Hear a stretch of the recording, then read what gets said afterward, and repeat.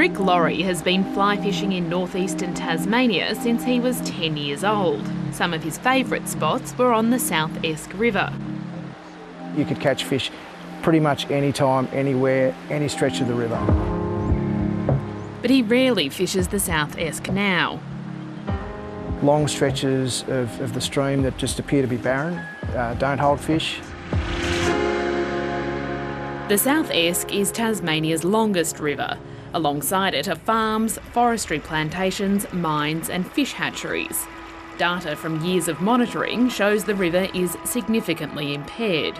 In the summer of 2019-20, it temporarily ran dry. A river like the South Esk literally stopped flowing is unbelievably unthinkable.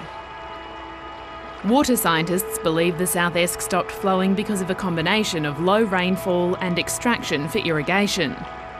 It's a substantial river, it's not a small river, so it should never cease to flow. Chris Bobby used to be a water ecologist with Tasmania's Department of Primary Industries, Parks, Water and the Environment. In the period of 25 years or so that I was working there, there was a noticeable decline in the condition of the rivers. He was seeing plant and animal life diminish, as well as erosion and loss of vegetation on riverbanks. Oh, this is one of the sites that has the poorest river health scores. Chris Bobby quit out of frustration earlier this year.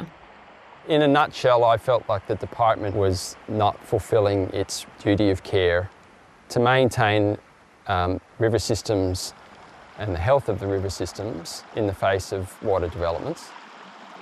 He says the department sat on a report detailing declining river health across the state. The report analysed 85 long-term monitoring sites on Tasmanian rivers and showed 39 of them had deteriorated in recent years, with many severely or significantly impaired. Most of those sites had historically been in healthy condition. The report linked poor river health to agricultural land use, salinity and extraction.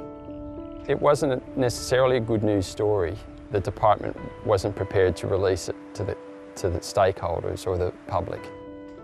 That report was eventually released more than a year after it was completed, when the State Greens lodged a right to information request. All the recommendations were redacted. The argument for not including those recommendations is because they hadn't been acted upon. The Water Minister says it's up to the department whether to make the report public or not. He hasn't read it.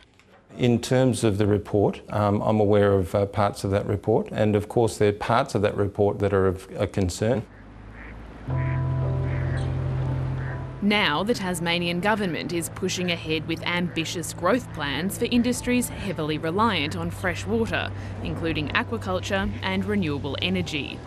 The Liberals' plan to double the growth rate of the agriculture sector by 2050 is supported by a new rural water use strategy.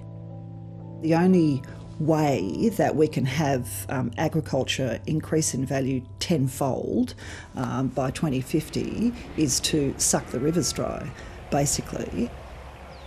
If we're extracting additional water from already stressed systems, it's a red flag.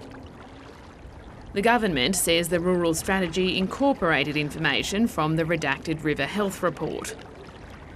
We're talking about the wise use of water and the use of water, winter water for example, and using that in containing it and then using it during the summertime.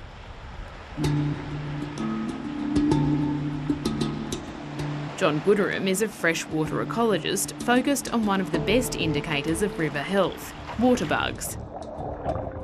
He runs a national science project helping anglers and others identify bugs in their local waterways. It's like we're almost inversely correlated with water bugs. The more of us there are there, the more things we're doing with a chunk of landscape, the less of them there are. And it's that simple. The water bug data doesn't paint a pretty picture of many of Tasmania's rivers. But John Gooderham believes Tasmania has an opportunity to turn things around. If you've got an area you're going to intensify, acknowledge at the beginning that you're going to have to manage the rivers in that chunk of land. And if there is legislation that says you have to, then we're in a better position than if we simply do the intensification and then we have to roll out some sort of slapdash attempt to fix it after the fact. Chris Bobby says one solution would be better resourcing. Things like the statewide water quality monitoring program was shut down and never reinitiated. And the staffing levels are now stretched to the bare minimum. We have to look after our water and our rivers, make sure that we've got drinking water there for our cities and towns. The government says a new river health project is being established with funding for 2 new project officers. I am concerned for the future. I mean, we only have one environment.